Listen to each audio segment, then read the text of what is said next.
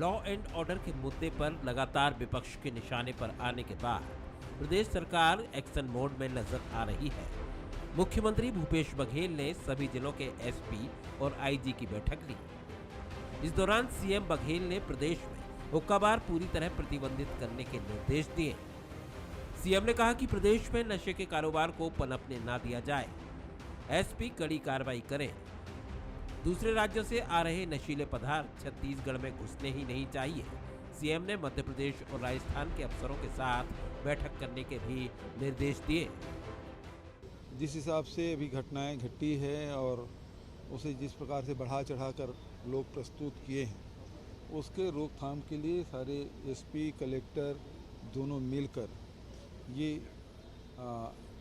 पुनरावृत्ति न हो, इसके लिए निर्देश दिए गए हैं। मैंने सारे एसपी आईजी के कॉन्फ्रेंस में स्पष्ट निर्देश दिए हैं कि छत्तीसगढ़ में एक भी हुक्का बार संचालित नहीं होना चाहिए। इस कलेक्टर एसपी कॉन्फ्रेंस पर विपक्षी दल बीजेपी की भी नजर थी। बीजेपी ने इस प्रकार की बैठकों को बेकार करार दिया और कई आरोप सिस्टम पर जड़ दिए। जब ठेके पर पोस्टिंग होगी, लेन देन के आधार पर नियुक्तियां होंगी, तो फिर अवैध कारोबार को कोई नहीं रोक सकता। जितना देकर अपनी पोस्टिंग कराएंगे उसका 100 गुना कमाएंगे। अगर राजनीतिक संरक्षण होगा, ड्रग माफियाओं को, गांजा माफियाओं को, शराब माफियाओं को, अगर 50% शराब की दुकानों से अवैध बिकेगी और अवैध शराब बिकवाने के लिए एसपी और कलेक्टर का और थानेदारों का संरक्षण होगा। जाहिर है कि बीजेपी लगातार प्रदेश में कानून व्यवस्था को लेकर सरकार को घेरने में लगी हुई है। कवर्धा का मामला हो या फिर जशपुर मामला, इसको लेकर भी बीजेपी सरकार पर हमलावर है। ऐसे में अधिकारियों की 2 दिन मैराथन बैठक लेकर सीएम ने उनकी जिम्मेदारियां तय कर दी हैं और सरकार उम्मीद कर रही है कि इस बैठक के बाद सकारात्मक बदलाव देखने को मिलेंगे। अभिषेक शुक्ल, बंसल न्यूज, रायपुर।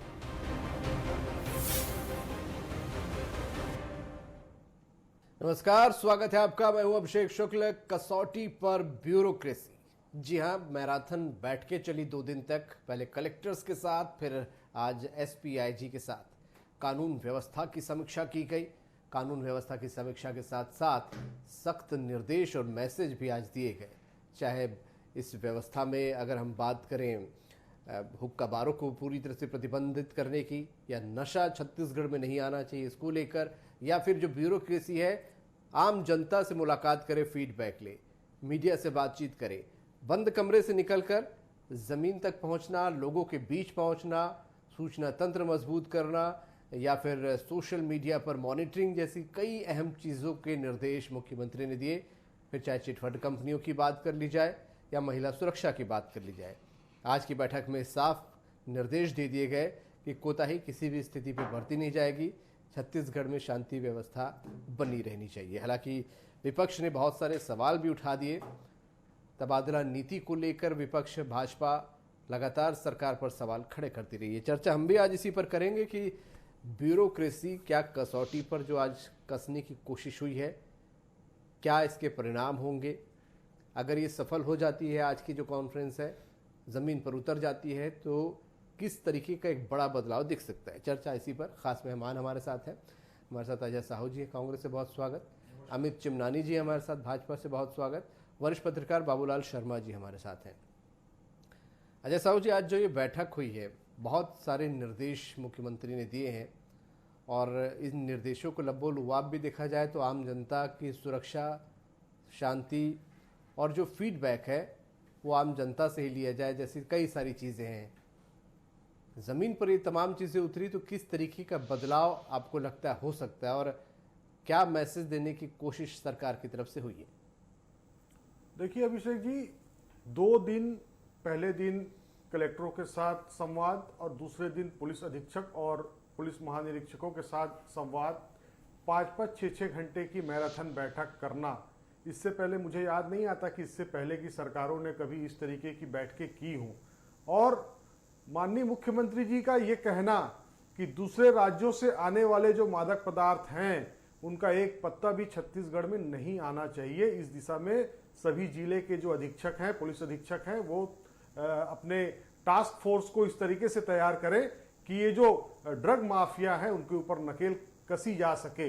इससे पहले छत्तीसगढ़ राज्य बने हुए आज 20 वर्ष से अधिक समय हो चुका है, लेकिन राज्यों में दूसरे राज्यों से आने वाले जो मादक पदार्थ थे उनके रोकथाम की दिशा में किसी भी सरकार ने कोई काम नहीं किया।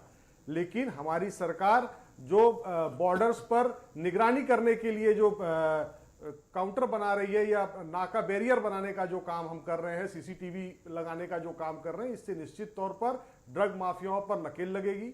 और जिस तरीके से छत्तीसगढ़ के लोगों का, गरीब लोगों का जो पैसा है चिट फंड कंपनियों के माध्यम से उनके जेब से निकाल करके अपनी झोली भरने का काम जो भारतीय जनता पार्टी की सरकार में लगातार 15 वर्षों तक होता रहा, और भारतीय जनता पार्टी के नेता, मंत्री, माननीय पूर्व मुख्यमंत्री डॉक्टर रमन सिंह जी की पत्नी, उनका बेटा, ये लोग जा करके चिट फंड कंपनियों के दफ्तरों के फीते काटते रहे, उसको प्रमोट करने का काम करते रहे, जिसको देख करके आम जो छत्तीसगढ़िया मनखे था उसको ऐसा लगता था कि ये लोग विश्वसनीय है, ये हमारा पैसा खा करके भगने वाले नहीं है। जिस तरीके से उनके साथ लूट हुई है उसको लेकर के भी हमारी सरकार बहुत ही गंभीर है। 75 से अधिक डायरेक्टरों की गिरफ्तारी हो चुकी है। बाकी जो डायरेक्टर बचे हुए हैं उनको भी गिरफ्तार किया जाएगा। उनकी जो संपत्तियां हैं, छत्तीसगढ़ के लोगों से जो पैसा उगाही करने के बाद उन लोगों ने छत्तीसगढ़ में जो संपत्तियां बनाई हैं उनको कुर्क करके जिनका पैसा लिया है उनकी जेब में वापस पहुंचाने के लिए हमारी सरकार संकल्पित है। साथ ही माननीय मुख्यमंत्री जी ने कहा है कलेक्टरों को और एसपी को कि आपको ग्राउंड में जाना पड़ेगा, लोगों से बात करनी पड़ेगी। इस तरीके की चीजें जब एक्शन में आएगी तो निश्चित तौर पर कानून व्यवस्था सुदृढ़ होगी। आम लोगों की समस्याओं से कलेक्टर, एसपी उनके दरवाजे पर जाकर के, गांव के चौपाल पर जाकर के बात करके उन समस्याओं का निपटारा कर सकेंगे तो निश्चित तौर पर ये मील का पत्थर, ये जो 2 दिवसीय कॉन्फ्रेंस हुई है, ये निश्चित तौर पर मील का पत्थर साबित होगा। ठीक है अमित चिमनानी जी, कॉन्फ्रेंस 2 दिन की हुई है, ब्यूरोक्रेसी को लेकर बहुत सारे निर्देश दिए गए हैं, पर आप लोगों को डाउट है, क्या डाउट्स हैं, क्यों ये आरोप है कि इस कॉन्फ्रेंस का कोई फायदा नहीं होगा? अजय साहू जी ने चिटफंड कंपनीज की बात कही, पहले उस पर जवाब दूं कि भारतीय जनता पार्टी की सरकार में ही छत्तीसगढ़ उन राज्यों में एक था जिसने अपना कानून बना लिया था।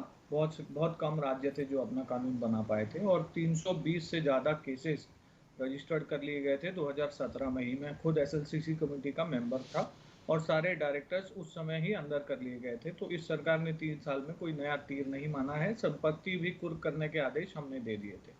अब बात करते हैं इस बैठक की। अब ये कहावत चरितार्थ होती है कि अब पछताए होत क्या जब चिड़िया चुग गई खेत। अब ये बैठक आप पहले कर लेते तो जो पत्थल गांव में हमारा भाई दीपक तस्करों द्वारा कुचल दिया गया वो बच जाता। जो छत्तीसगढ़, यूपी और बिहार को क्राइम में पीछे छोड़ चुका है, उससे छत्तीसगढ़ के नाम की बदनामी होने से हम लोग बच जाते। आप ये मीटिंग करके स्वीकार तो कर लिए हैं कि कानून व्यवस्था नाम की कोई चीज नहीं है, सारी चीजें चौपट हैं। आप कहते हैं कि एक पत्ती भी यहाँ पे नशे की यहाँ छत्तीसगढ़ से क्रॉस नहीं होनी चाहिए, लेकिन सामान्य पुलिस की कार्रवाई में खुद 50,000 किलो गांजा यहाँ पर जब्त किया गया। कितना? 50,000 किलो। 34,000 से ज्यादा केसेस रजिस्टर्ड हैं जो अवैध तस्करी और अवैध शराब के हैं। ये पुलिस की सामान्य कार्रवाई थी जो इस बैठक से पहले की है। तो इतना बड़ा सब कुछ छत्तीसगढ़ में हो गया, लोगों की जानें चली गई। वैसे तो कांग्रेस पार्टी की लोगों की जान के प्रति संवेदनशीलता नहीं है, इसका प्रमाण इनके वरिष्ठ नेता राजीव गांधी ने दिया था। जब सिख दंगों में कई सिख मारे गए थे तो उन्होंने कहा था कि बड़ा पेड़ गिरता है तो धरती हिलती है, लोग मरते हैं तो मरे, ये उसको सामान्य मानते हैं। तो 3 वर्षों में कई लोग मारे गए हैं। अभी पिछले हफ्ते का मैं आपको छत्तीसगढ़ की राजधानी रायपुर का आंकड़ा दूं तो 3 हत्याएं यहाँ पर हुई हैं। 50 से ज्यादा चाकूबाजी की घटनाएं 1 महीने में छत्तीसगढ़ की राजधानी में हुई हैं। तो इतना ज्यादा पुलिस और अधिकारी पीछे हो गए हैं। वो क्या एक बैठक से ही सब अकस्मात एक चमत्कार हो जाएगा और सब कुछ ठीक हो जाएगा क्या? ऐसा लगता नहीं है। सरकार की नीयत क्यों नहीं थी 3 साल? क्यों अभी तक अपराधों को रोकने का प्रयास नहीं किया? और क्या एक बैठक से इस लक्ष्य को प्राप्त कर लिया जाएगा? इसकी जो परसेंटेज है, प्रोबेबिलिटी है, वो बहुत कम है। मुझे लगता है बहुत सारे और प्रभावी कदम उठाने की जरूरत है। ठीक है, मैं बाबूलाल शर्मा जी से एक टिप्पणी ले लेता हूं। बाबूलाल जी, इस प्रकार की जो कॉन्फ्रेंस होती हैं, जैसा कि अमित चिमनानी जी बोल रहे हैं बहुत सारे अपराध हुए, अजय साहू जी बोल रहे हैं कि बहुत सारे निर्देश दिए गए, क्या इस प्रकार की समीक्षात्मक बैठकों से वाकई बहुत पॉजिटिव रिजल्ट निकल कर आते हैं? जैसा कि आज निर्देश दिया गया, वाकई अगर ये सारी चीज़ें ज़मीन पर उतर जाए तो काफ़ी समस्याएं हल हो जाएंगी, आप क्या सोचते हैं? देखिए, प्रत्येक मुख्यमंत्री ये चाहता है कि अमन चैन मेरे प्रदेश में रहे और उसके प्रयास वो करता है। और डॉक्टर रमन सिंह भी समीक्षा किया करते थे। अजय साहू जी ने जो कहा कि पहले कभी नहीं हुआ, वो समीक्षा किया करते थे, लेकिन इतनी व्यापक समीक्षा जो इन्होंने की है 2 दिन लगातार, और सारे लोगों को बुलाकर उपस्थिति लेकर सारी चीजें जो महत्वपूर्ण है, जिनको जनता बुराई मानती है, समाज की बुराई मानती है, उन बुराइयों पर भी इन्होंने ध्यान आकर्षित करते हुए हुक्का बार बंद करने की बात जैसे उन्होंने कही, जो आज युवाओं के लिए एक जहर सा बन चुका है, तो उसके ऊपर भी बात की गई है और कड़े निर्देश दिए गए हैं। अब आता है कि निर्देश के पालन कैसे होगा। निर्देशों का पालन तो इसी सिस्टम को करना है, और सब अपने अपने मिजाज के अफसर होते हैं और अपने अपने मिजाज से ही काम करते हैं। मुख्यमंत्री कह रहे हैं, वो चाहते हैं, ये बात तो सही है, लेकिन कितने लोग इनके लाइन में जा करके इनका साथ देंगे और अपने मिजाज को, वास्तविक मिजाज को छोड़कर जन सेवा के लिए काम करेंगे, ये महत्वपूर्ण प्रश्न है। हम तो लंबे समय से देखते आ रहे हैं राजनीति को, ऐसी समीक्षाएं, ऐसे आदेश, ऐसे निर्देश होते रहते हैं और घटनाएं दुर्घटनाएं जो होनी हो होती रहती है। जो भी बातें हैं, आज मैं नहीं समझता कि गांजा आज ही बिक रहा है। गांजा तो बरसों से बिकते देख रहा हूँ मैं, बरसों से उड़ीसा से आते हुए देख रहा हूँ। पहले बस्तर के रास्ते आता था, अब दूसरे रास्ते बन गए हैं, तीसरे रास्ते बन गए, कई रास्ते बन गए हैं। अब तो मध्य प्रदेश से भी आना जाना हो रहा है, ये वाली स्थिति बन गई है। तो ये अपराध रुकते नहीं है, अपराध तो करेंगे ही करेंगे लोग, लेकिन अब सवाल है कि हमारी जो व्यवस्था है, सिस्टम जो है, वो कितना मजबूत है, कहाँ तक मजबूत है, और वो मुख्यमंत्री के निर्देश के बाद सुधरता है क्या, या उसमें सुधार होता है क्या। महत्वपूर्ण बात यही होती है। आप चाहे बहस कुछ भी कर ले, हमारी सरकार ने ऐसा किया, आपकी सरकार ने ऐसा किया, आपने ऐसा नहीं किया, हमने ऐसा किया, ये सब मामला दूसरा है। लेकिन मुझे बताइए, मैं आपको एक प्रश्न करता हूँ, आप बताइए अभिषेक जी, कि पटवारी B1 नक्शा जो देता है, या जन्म निवास प्रमाण पत्र देता है, या निवास प्रमाण पत्र है, जो भी है, उसको बनवाने में क्या मुफ्त में हो जाता है काम? है कोई ऐसा उदाहरण कहीं?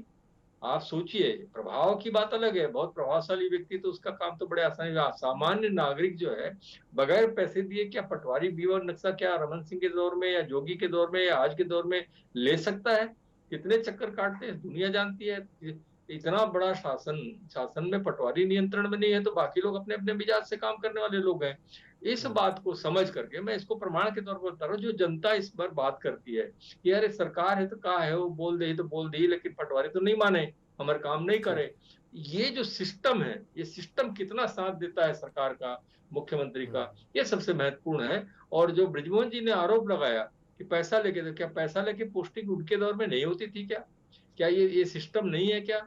ये हर दौर में होता है। राज सत्ता जो है वो एक ही चरित्र के साथ चलती है, दूसरा चरित्र नहीं होता। लेकिन अगर सीएम अच्छा है, सीएम कुछ सोचता है, तो कुछ अच्छे ढंग से बात करता है और तत्काल उसकी कार्रवाइयां होती है। जो भी घटना घट जाती है उसको तुरंत जो है वो कार्रवाई दिखती है, तो वो चीजें जो है वो होती है। और मैंने आपको कहा, फिर एक बात, अपने अपने मिजाज से अधिकारी काम करते हैं। ठीक है अजय जी, बहुत सारे निर्देश हैं, निर्देश ऊपर से आते रहते हैं नीचे, लेकिन जैसे बाबूलाल जी भी बोल रहे हैं कि इनका इम्प्लीमेंट होना बहुत ज़रूरी है। वहाँ पर कभी मिजाज आड़े आ जाता है, कभी कुछ अपनी समस्याएं, कुछ अपना नेचर, बहुत सारी चीज़ें आड़े हो जाती हैं। देखिए अभिषेक जी, जो अधिकारी जिलों की कमान संभाले हुए हैं, उनको अपने मिजाज को माननीय मुख्यमंत्री जी के मिजाज के साथ मेल खाकर बदलना होगा। यदि वो अपने मिजाज को बदलते हैं तब तो वहां पर वो तैनात रहेंगे। अगर उनका मिजाज नहीं बदलता है तो वो खुद बदले जाएंगे, इसकी गारंटी मैं आपके चैनल के माध्यम से लेता हूं।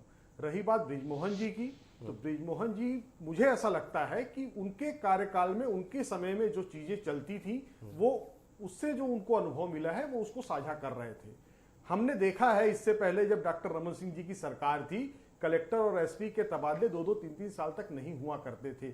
इसका मतलब साफ है कि आप पैसे लेकर के पोस्टिंग करते थे और जो समय सीमा का आपने में पोस्टिंग का जो पैसा आपने लिया होता था, इसलिए आप व्यक्ति को बदल नहीं सकते थे। हमारे यहाँ तो ऐसा है कि अगर आज कलेक्टर काम नहीं कर रहा है या उसकी एक शिकायत आती है तो हम उस कलेक्टर को वहां से हटा देते हैं और उसकी जहां उपयोगिता है वहां पर लगाते हैं। माननीय मुख्यमंत्री जी ने कहा है कि आपको ग्राउंड जीरो में जाना है तो कलेक्टर और एसपी को ग्राउंड जीरो में जाना होगा, लोगों से बात करनी होगी, और अगर लोगों को छत्तीसगढ़ी आती तो छत्तीसगढ़ी में बात करनी होगी। यह भी हमारी सरकार का स्पष्ट निर्देश है। तो भारतीय जनता पार्टी तो एक तरीके से उनके भाग से छीका छूट चुका है। वो तो खिसियानी बिल्ली खंभा नोचे की तरह बात कर रहे हैं। और चिटफंड कंपनी को लेकर चिमनानी जी जो बात कह रहे थे कि सारे कानून इन्होंने बनाए, सारे लोगों को गिरफ्तार इन्होंने किया, तो अभिषेक सिंह, वीणा सिंह और जो इनके नेता हैं जो चिटफंड कंपनियों के उद्घाटन में जाते थे, उनको रोकने की दिशा में कोई काम क्यों नहीं कर पाए?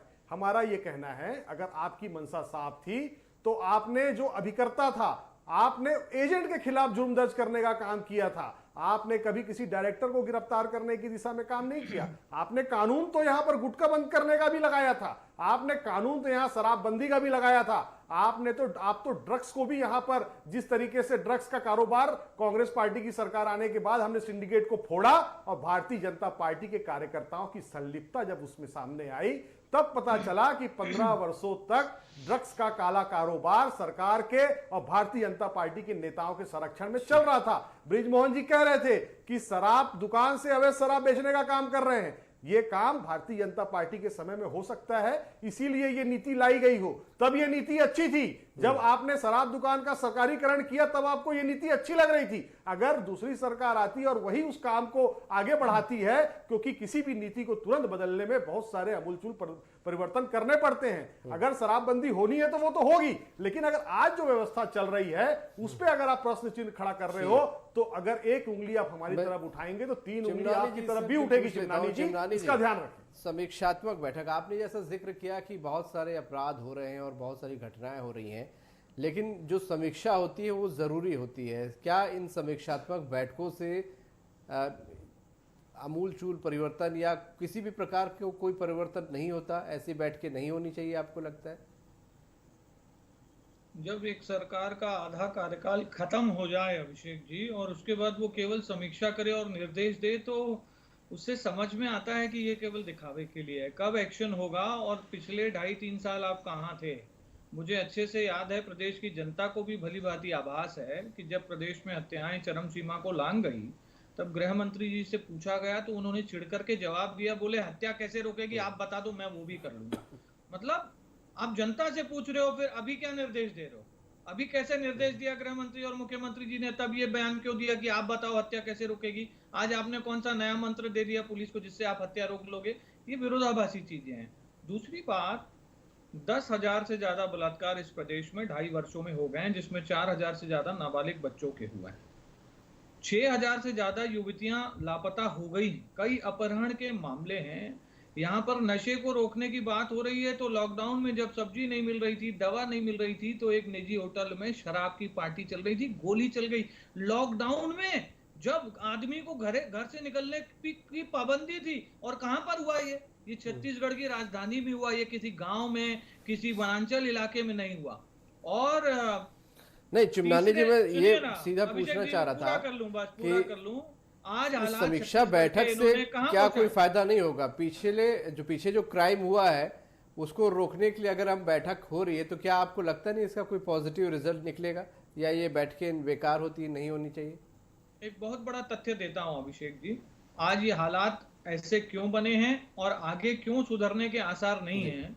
ये सरकार आते ही इसने एसआईटी पे एसआईटी बिठाई। इसने जो भी विपक्ष के नेता हैं उन पे कैसे एफआईआर दर्ज हो जाए, जो बीजेपी के कार्यकर्ता हैं उनको जेल में कैसा डाला जाए, इस पे ही कंसंट्रेट किया। आज भी यही कर रहे हैं। कवर्धा मामले में इन्होंने क्या किया? अजय जी कह रहे थे कि कोई कलेक्टर एसपी ठीक से काम नहीं करता, हम उसको हटा देंगे। टीवी चैनल पर बैठ करके बता रहे हैं, अरे कवर्धा में छत्तीसगढ़ के इतिहास में कभी सांप्रदायिक दंगा नहीं हुआ, कभी कर्फ्यू नहीं लगा। किसको हटा लिया अजय जी? आपने किसको हटाया? वहां पे एक समुदाय विशेष के लोग तलवार के साथ पुलिस के साथ ही घूम रहे थे। किसको हटाया? अभिषेक सिंह और संतोष पांडे का नाम है उस घटना में। भारतीय जनता पार्टी का षड्यंत्र है। कवर्धा की जो घटना हुई है उसमें भारतीय जनता पार्टी का हाथ है। मैं आपके इस चैनल में बहुत जिम्मेदारी के साथ आरोप लगाता हूं, भारतीय जनता पार्टी के नेताओं की संलिप्तता सामने आई है। आपके पास सरकार के खिलाफ कोई मुद्दा नहीं है, इसलिए आप इस तरीके की ओछी राजनीति करने का काम कर रहे हैं। इस तरीके की ओछी राजनीति करना बंद करिए। सोशल मीडिया में जिस तरीके से आप चीजों को प्रचारित करते हैं उस पर भी कार्रवाइयां होंगी। आप लोगों के जो हथकंडे हैं उसको हम समझ चुके हैं। आप जो बातें कह रहे हैं पूरी कपोलकल्पित बातें हैं। और दूसरी बात ये समझ लीजिए कि 2.5 साल में कॉन्फ्रेंस नहीं हुई है ऐसा नहीं है, लेकिन इससे पहले वीडियो कॉन्फ्रेंसिंग के जरिए बातचीत होती थी। कानून व्यवस्था सुदृढ़ है। एनसीआरबी की रिपोर्ट बताती है कि आपकी सरकार से अभी 35% कमी आई है अपराधों में। ये हमारी सरकार की उपलब्धि है। और चिमनानी जी मध्य प्रदेश नंबर 1 में है, जहां पर आपके नेता शिवराज सिंह मुख्यमंत्री हैं। बाबूलाल शर्मा जी, नहीं बाबूलाल जी नहीं सर, मुझे सब बोलने बाबूलाल शर्मा जी से एक टिप्पणी ले लेता हूँ। चिमनानी जी,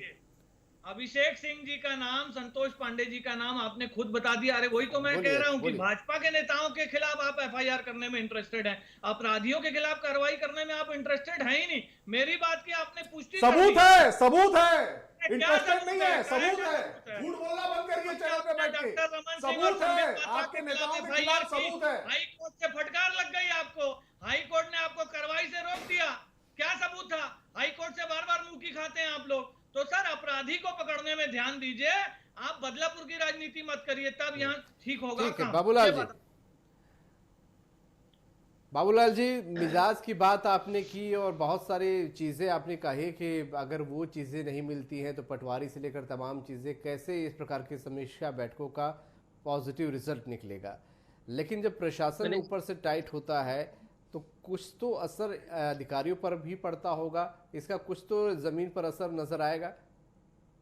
क्योंकि एक बात साफ कही गई कि सरकारों की प्रतिष्ठा पर भी असर पड़ता है अगर लापरवाही होती है तो।